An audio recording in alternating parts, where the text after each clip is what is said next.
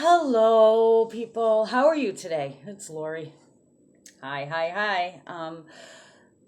I know that a lot of you may have noticed that through this, I think I've been making YouTube videos for a little over a year, and my walk is changing, therefore, my videos are changing. I have been a believer, a firm believer, a Christian. I became a Christian way back, but the videos are getting more and more based on Christianity because I feel that it's getting more and more and more important to get that word out there, okay? And that's why if you're listening to me and you're like, whoa, wait a minute, she's gone a little more into Christianity, it's because I feel that the shift and the way the world's going, it's crucial. It's absolutely crucial. And I'm sorry for my hair. I'm seeing myself in the video and I'm like, I look ugly. So anyway, so do you remember the days of video dating? Do you remember that? Hi, my name is Lori, and I like long walks on the beach and blah blah blah blah blah. Remember that? And there would be like you would I think it was AOL or something. You could go on and you could see all these videos. That was like pre online dating. And then there was like Together dating service. Remember that? Where you would actually go fill out a bunch of paperwork and um I didn't do that. I had a friend that did that, and they set her up with three people. I think it was like $2,500 or something ridiculous like that. And all three matches were not matches. Kind of silly, but I never did anything like that. But I did go to singles dances and that sort of thing. Never had a good time there. Oh, in fact, one of them, my friend and I left the singles dance, and we went. It was in a hotel, and we went to the little a little bar in the hotel, and I met somebody there. Um, it didn't turn into anything. We just talked all night. He was a lot younger than me, but um, now we've got online dating, and people are on Match.com. They're on Harmony. What is eHarmony? Um, Plenty of Fish. We got the free sites like Plenty of Fish and that sort of thing. And some people get so wrapped up in it that it gets overwhelming. Like you go on a site and you're talking to this one, that one, and that one, and it becomes the meat market, the bar, the meat market. At the end of the day, how does it feel? You've had too many drinks, you're going after everybody.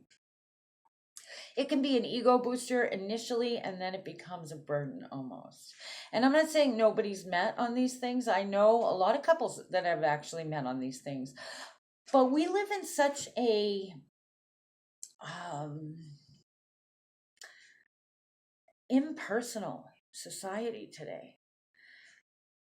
The age of the internet, the age of Aquarius, brought about a lot of negatives with it. The internet is a positive force. We can look at how many people can be reached via internet.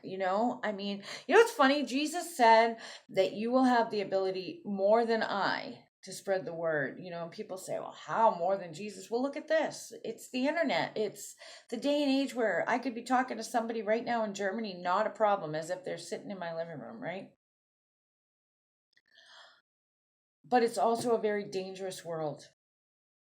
We have we don't talk to each other. You know how sad it is to walk into like a high school parking lot or even walk down Main Street, and it's not just the young kids; it's adults too. You see families at dinner, and everybody's like looking down. They're not talking to each other. They're eating, looking down.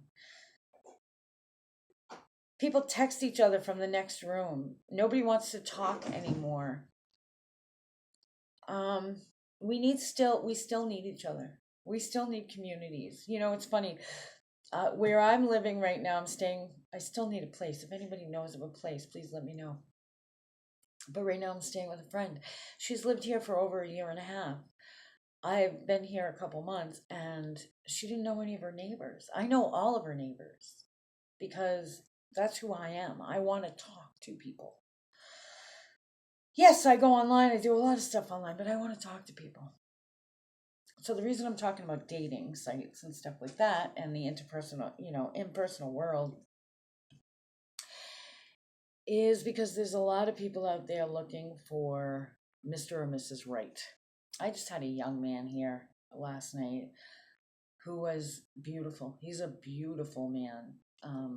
inside and out. You can see it. I mean, yes, he's attractive, but not that. I mean, he's attractive, but I wouldn't say he's like drop dead gorgeous.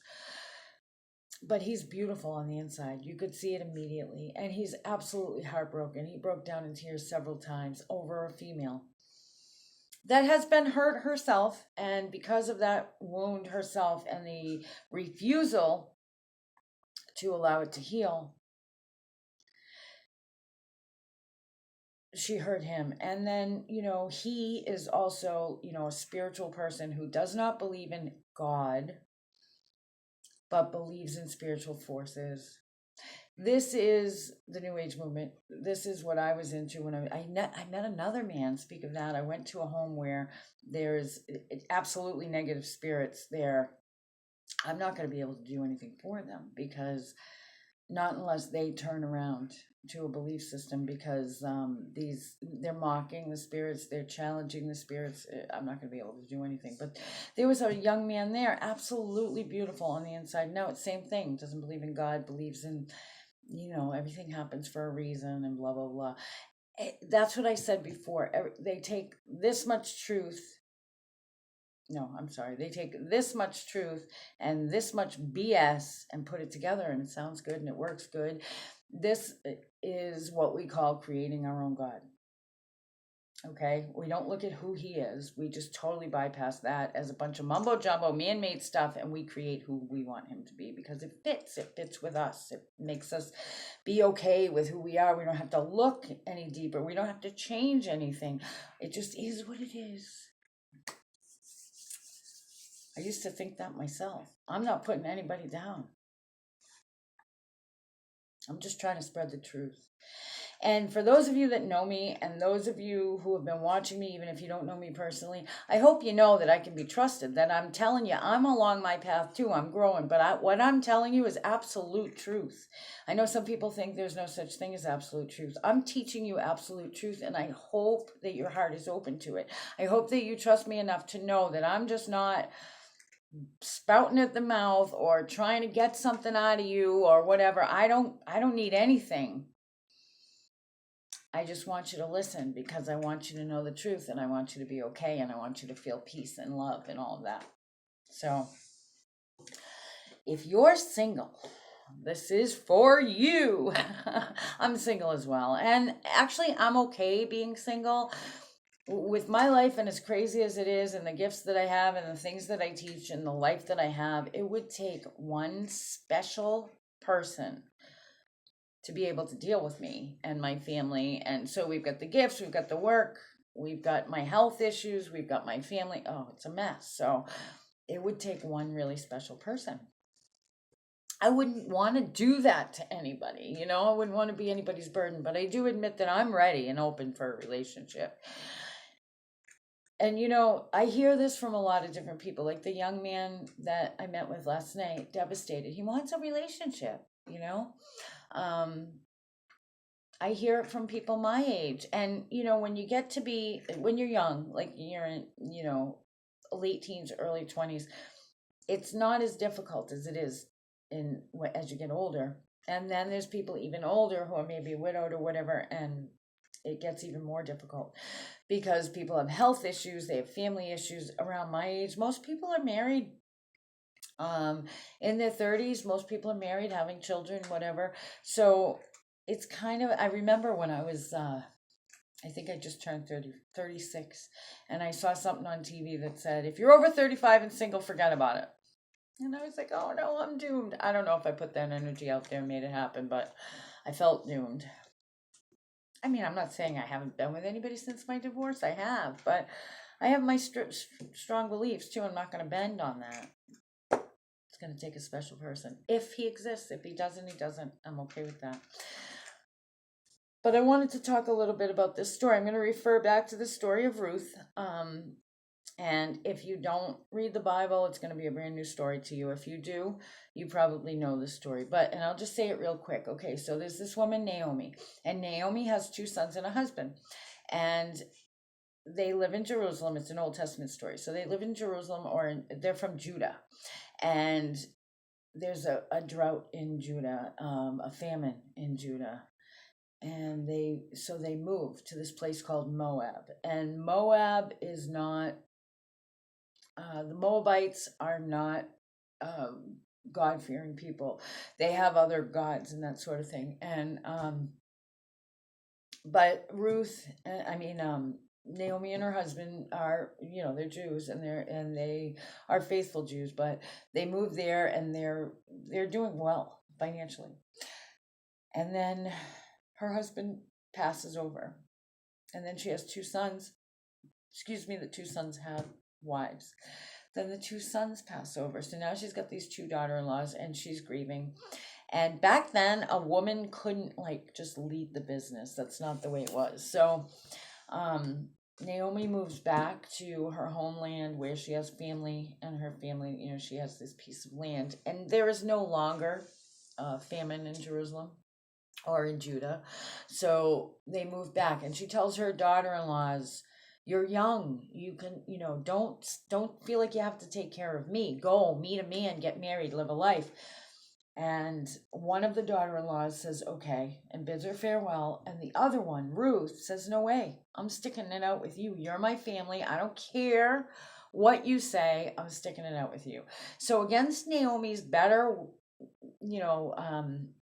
against what she's asking for, but she loves Ruth, she says, okay, you can come with me. So they go together. They live on the family property. They have no money because, remember, back in those days, women couldn't really survive on their own without a man. And having the men all gone, it kind of gives you like a black mark, kind of. And here's Ruth in a land where everybody worships God. They're all Jewish. And she's not Jewish. She's a Moabite. Now, Naomi is Jewish, and people know her because that's her homeland, but Ruth is not. So she tells Ruth to go out, or does she tell her? I don't know. Ruth decides to go out and help her mother-in-law out and make some money. So she goes out to these fields where these field workers are, and what she did is basically went behind all the workers. What they would like, they were picking fruit or something, and whatever they wouldn't get, she would collect, and she'd bring it back to her mother-in-law. And the leader of this, the boss man, the guy that owns all this property, is extremely wealthy and very good looking. He's everything everybody wants. He's very good looking. He's got a heart of gold. He's the boss man, and he approaches Ruth, and some of the men workers and stuff are giving her a hard time, disrespecting her. Some of the females are like, look at her, she's a Moabite, blah blah blah blah blah. The world is like, don't like her for no reason. Have you ever felt that way? I've felt that way. The world beats me down daily. Anyway, and I'm not bitter about it, but sometimes it's like, really, can you just cut me some slack? What did I ever do to you? Sometimes I feel like Ruth, busting my butt, working behind everybody else, not getting acknowledged, which I don't want acknowledgement. I don't need any of that, but working, and not getting anywhere, and being treated like crap to boot by people who think they're better than you. I look at some people and they don't give anybody anything. They don't help anybody. They've got a hard heart. They make fun of people all the time, but yet they've got good credit because maybe they've been married for years and never had to go through divorce. Maybe they've never been sick a day in their life. Or if they are sick, they've got health insurance, so they don't get stuck with all these bills. And they look at someone like me and say, oh, well, you must have done it. Or, what are you doing wrong? Or blah, blah, blah. Still gets to me. I try not to let it get to me. I really do. Because I know that I'm supposed to be in this world and not of it. But it still gets to me. I'll tell you, one day I'm going to write my whole life story. And you guys are going to think, could this be true? I'm going to have to sell it as fiction because nobody's going to believe it. But anyway, I digress. Okay. So anyway, long story short, Boaz, the head honcho, the leader of the pack, the boss man, tells everybody to back off from her and just allow her leave her some, basically. Like, do it on purpose. So she works and works and works. Anyway, she's caught his eye, and she's caught his eye because she's beautiful, but also because she's got this big heart. And because she chose to give up, she could have stayed where she was, met a man, been fine, but she loves her mother in law. So Boaz recognizes all of this. Turns out that, and I can't remember the whole story. I guess I could go back and read it. But so in Ruth's line, Boaz, like, basically, Boaz I think it's his cousin, would be in line to marry Ruth um because of Naomi, and they pretty much fight it out, and Boaz wins. He wants her, he loves her, he ends up marrying her at the end of the story. And now not only does she convert and gets to know God, you know what it is? Okay, she says to Ruth, to Naomi, she says, my God, your God will be my God, and your home will be my home. So she gives up everything and she starts to believe in this God. Naomi's down in the dumps too, but Boaz is like the answer to prayer. He's the miracle, you know? So you'll hear a lot of Christian women say, I'm waiting on my Boaz. And what they mean when they say that is this story. They're referring back to this story, the impossible dream, the man, that when all looks lost and hopeless, he is the answer to prayer, So are you waiting for your Boaz? If you're waiting for your Boaz, do me a favor. Do what Ruth did. Work hard. Have faith. She had a faith. You know what she was looking at? She had faith. She looked at her mother-in-law and she said, there's something to this.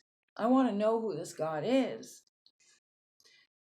And it just goes to show too that God, God, if you turn to God, he's going to answer you. No matter who you are, no matter where you're from, no matter what you've done. I mean, we've got women in the Bible, a prostitute that helped out God's people. And she goes down in history as one of God's people, God's not looking at what you've done. He's looking at where you're going.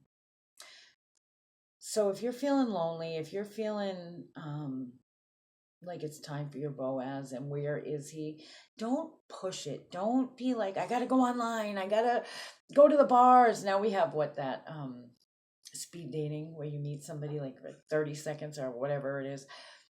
Don't push it. Do that if that's fun for you. There's nothing wrong with that. But don't give up on your values, your morals. You don't bend and be with somebody that, oh, well, maybe him, even though it's not what I want.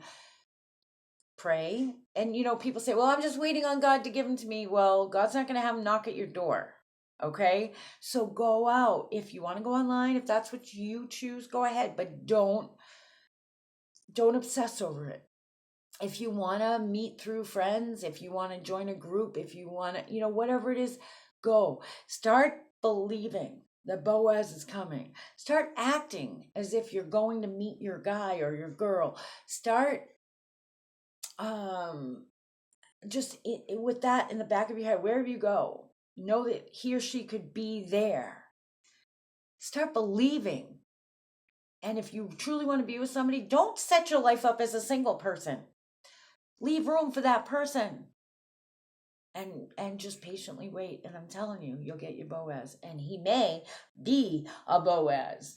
Or she may be a Boaz. Or a Ruth, I guess. That perfect person for you. Because if you stand in faith and if you pray about it, but don't obsess about it, and just live your life, happily, peacefully waiting, that person's coming. And that person is going to be the one that God chose for you. And believe me, his picker is much better than your picker or my picker because, well, I don't know about your picker. I can't speak for your picker. I know my picker's been broken for years. If God wants me to be with somebody, I'll be with somebody. Any takers? God talk to anybody? No, I'm kidding. But his picker's better. Let him pick. Okay?